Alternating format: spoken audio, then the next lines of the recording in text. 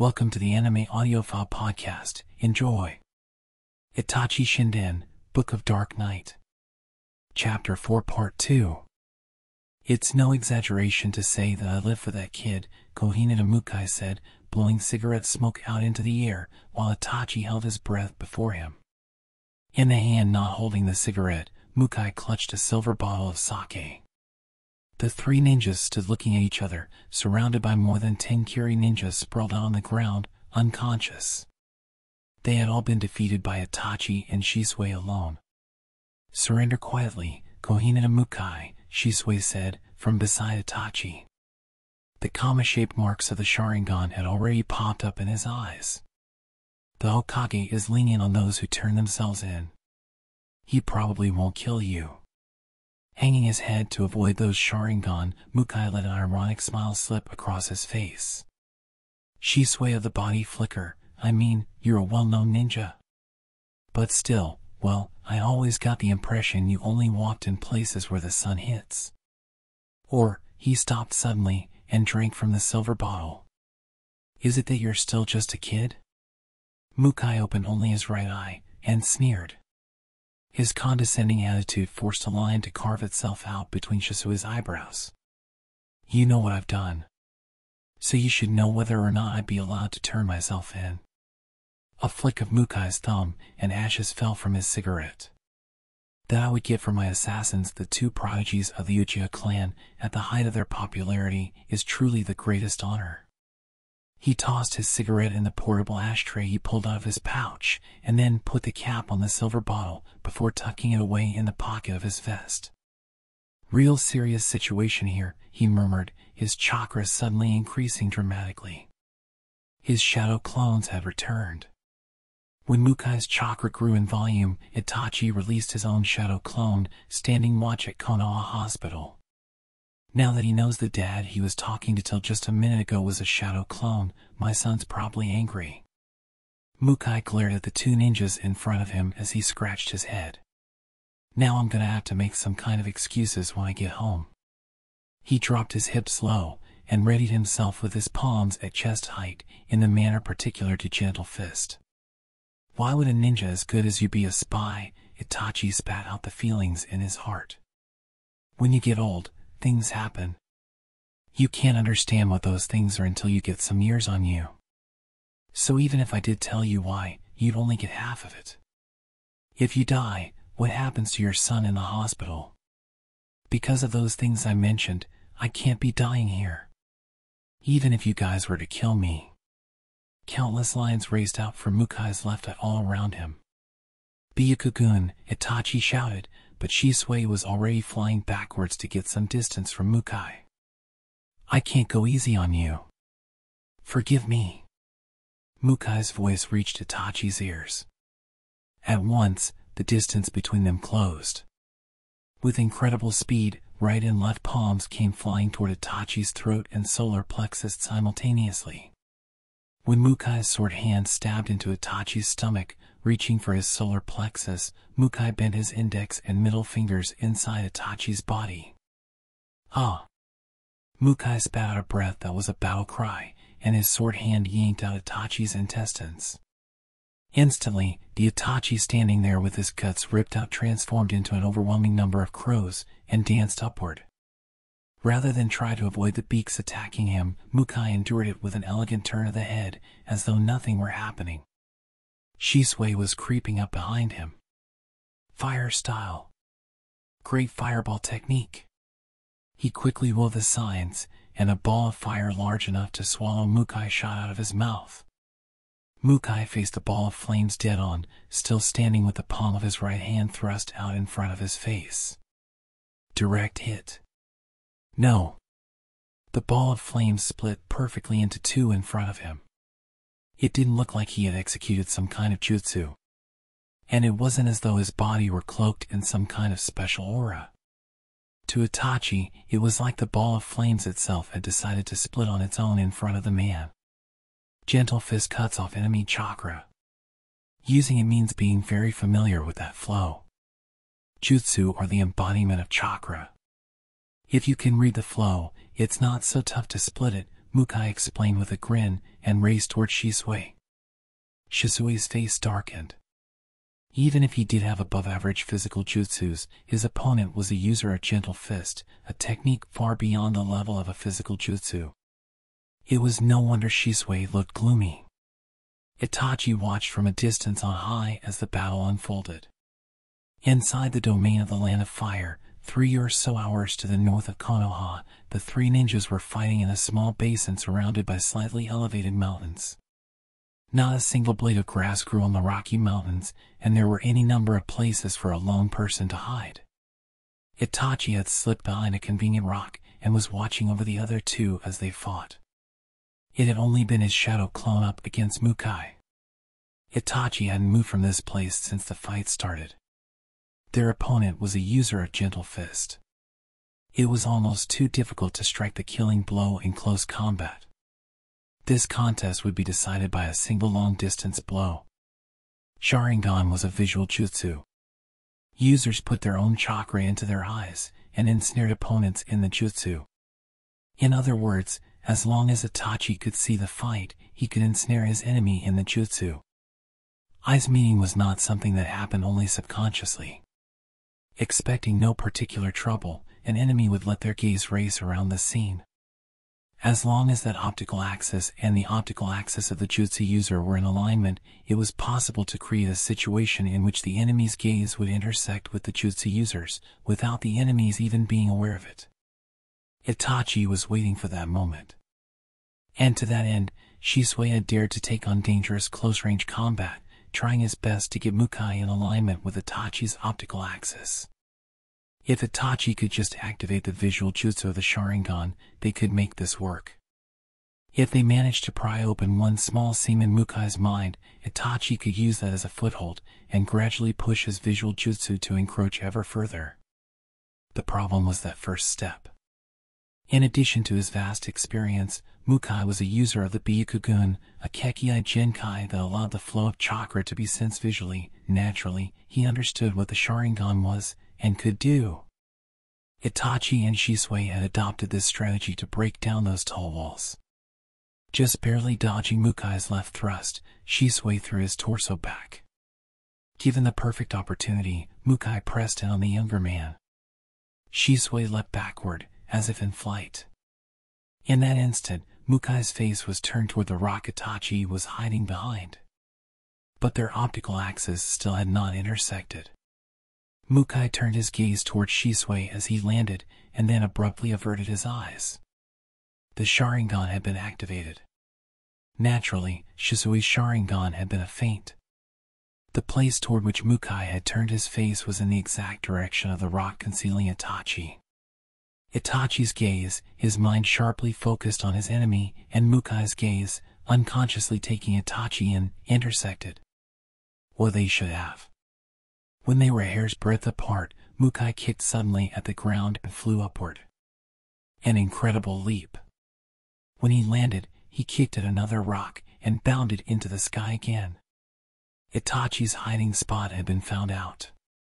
In the previous instant, Mukai had noticed Itachi's presence with the power of the Byakugan. He had probably also understood in that moment that Itachi's Sharingan had been activated. Perhaps to confirm his own hunch, or perhaps to draw Itachi out into the fight. Either way, Mukai was leaping straight toward the rock where Itachi was hiding. Itachi didn't fail to notice Shisui standing behind him, grinning, before his friend disappeared. Shisui next appeared in front of Mukai. TCH. Clicking his tongue, Mukai was knocked back into the rock wall, rising up perpendicularly as Shisui's kick ripped into his face. His skull split open. Or so Itachi thought, before his eyes took in a splintered log. "Shadow clone," he cried out. Right, he heard Mukai behind him. Gentle Fist stance. 8 trigrams 2 palms. The heels of his right and left palms slammed into Itachi's stomach in succession. 8 trigrams 4 palms. Before Itachi had a chance to breathe, this time, 4 blows slammed into him. 8 trigrams 8 palms. As if sneering at Itachi's brain as it fumbled for the start of a counterattack, Mukai assaulted him mercilessly with successive attacks. Nga! Itachi heard a cry from Mukai's right side. The Byakugan's blind spot. In the corner of Itachi's hazy field of view, Shisui launched a flying kick. Shisui, Itachi had the leeway to murmur his friend's name because Mukai had dropped into a defensive posture. No. The word defensive was too simple. As Mukai dodged the kick merely by angling his head, he grabbed hold of Shisui's neck with his outstretched left hand and held him up high, lifting the sturdy body of the young man with a single arm. Strangled like this, Shisui struggled frantically. But the 5 fingers sunk into his throat simply would not peel away. There's this thing called training that you do to overcome your weak points. The first step in my training was to compensate for the Byakugan's blind spot in one eye with physical jutsu. Don't underestimate this old man, brats. Kohina to Mukai, unconsciously, Itachi called the name of the powerful enemy before him. His feet had also taken a step forward without him realizing it. What? You want me to kill him? It was easy to see why he'd think that. Beaten hard by gentle fist, the flow of chakra in his body interrupted. What kind of counterattack could Itachi have left? Moving forward without any kind of plan was basically an act of masochism. However, Itachi's feet would not stop moving. Even though he didn't remember telling them to do so, they continued to walk heartlessly toward Mukai. Then I'll put him out of his misery, as requested. H&GH. The hand around Shisui's throat tightened its grip. Mukai was going to crush his Adam's apple. Stop! Itachi shouted, and the Sharingan in his eyes glittered. There's no way that sort of obvious genjutsu is going to work on me, Mukai said, turning his face away from Itachi. Before the man's eyes was Itachi's friend's face. Mangekyo Sharingan, Shisui murmured. The eyes of his friend, now crimson, took on a shape unlike any other Sharingan Itachi had ever seen. Normally, the Sharingan had a small black dot in the center of the eye, and in the circle around that, the snake tails of Magatama-shaped specks popped up. The power differed depending on the number of Magatamas, but the form itself was common to the entire clan. But Shisui's was different. The 3 commas of the Magatama were enlarged and connected, and the small black dot in the center had disappeared, leaving a crimson hollow. If the ratio of red to black in a normal Sharingan was 8-2, then Shisui's eyes at that moment appeared to be a 50-50 struggle for supremacy. Most likely, the intersection of the gazes of Shisui and Mukai had lasted less than 1,000th of a second. For a normal Sharingan, the user couldn't be certain of capturing his opponent in a moment that short. Shisui had not missed that fleeting instant. Mukai had definitely been ensnared in the genjutsu. Mukai, Shisui shouted, dumbfounded, the hand around his throat releasing him at last. Before his eyes, Mukai fell, a spray of blood shooting from his stomach. Itachi stared, rooted to the spot. Mukai had cut his own stomach. The instant Shisui's Sharingan had been activated, Mukai had stiffened slightly and pulled a kunai from his pocket to slash across into his own belly. Hold on, Mukai, Shisui shouted, crouching down to cradle the ninja's head. I'm a spy for another village. Any interference with my brain and a jutsu that makes me end my own life is executed. You can't save me. Mukai coughed, and blood spilled out of his mouth. I've never seen anyone caught in a genjutsu in that short a time before. What the hell was that? Shisui didn't answer. Uchiha's secret jutsu, huh? Shisui faltered, and Itachi glanced at him before addressing Mukai. Do you have anything you want to say? As so, this is where we're at. I did what I did on my own. My wife and kid had nothing to do with it, so, you're saying the crime of treason was yours alone? Totally selfish, but, well, with a trembling hand, Mukai groped for something in his pocket. Itachi pushed aside Mukai's fingers and pulled out the object he was fumbling for. He grabbed a cigarette from the package and put it between the man's lips. A light. This time, Shisui pulled the lighter from Mukai's pocket and held the flame to the end of the cigarette. Mukai took a long drag, letting the smoke flow down to the bottom of his lungs before exhaling the smoke as though relishing the taste. "This is how a ninja dies, you know? I'll be waiting for you over there." Mukai's hand dropped, cigarette still between his fingers, and he stopped moving. "It's over," Shisui said, his voice shaking with exhaustion. Itachi nodded. "That Sharingan, will you keep quiet about it to the guys in the village?" Shisui murmured, still staring at Mukai. "Yeah. Mangekyo Sharingan," Shisui said, and his eyes showed once again the strange pattern. "When the time comes, I'll tell you, just you, everything." Itachi felt an irresistible attraction to the unknown power secreted away in his friend. "Team Row, HM," Danzo muttered, gaze trained on the paper before him as Itachi stood at attention and watched. They were in Danzo's room of the house given to the Foundation. Sitting in front of the ebony desk, Danzo rested the elbow of his left arm on the armrest and held the papers in his right hand, not even glancing at Itachi. "The team leader is Hatake Kakashi, "Yes," Itachi replied, briefly.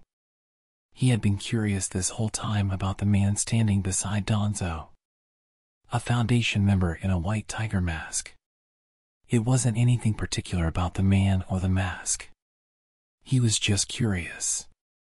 The eyes on the other side of the round holes in the white mask had been staring at Itachi, almost glaring at him. For some reason, the treacherous gaze unsettled him. "He is an excellent ninja," Danzo said, almost a declaration. Hatake Kakashi, Itachi had been saved by him not long after he became a ninja.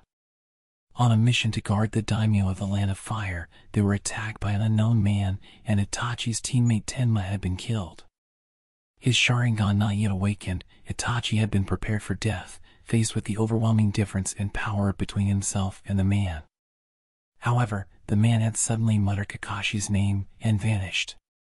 Even now, Itachi didn't really understand why the man had disappeared.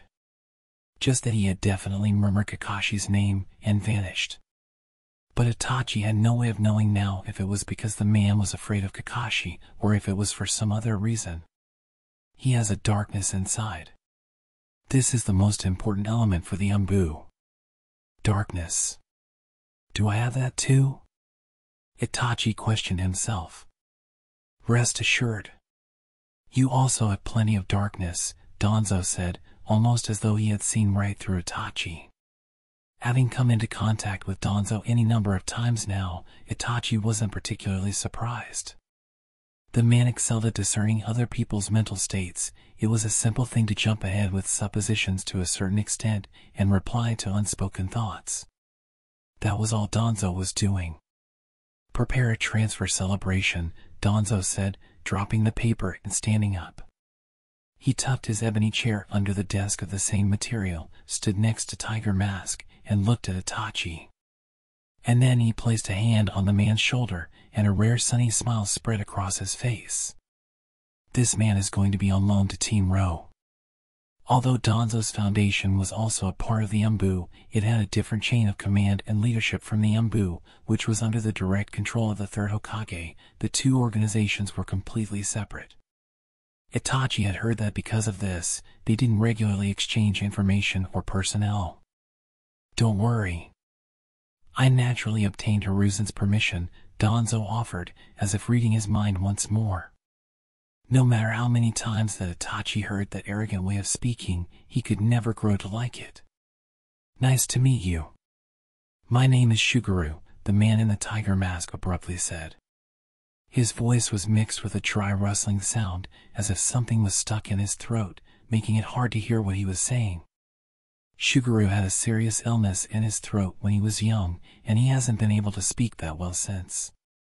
Missions which require talking are difficult, but other than that, I will do anything.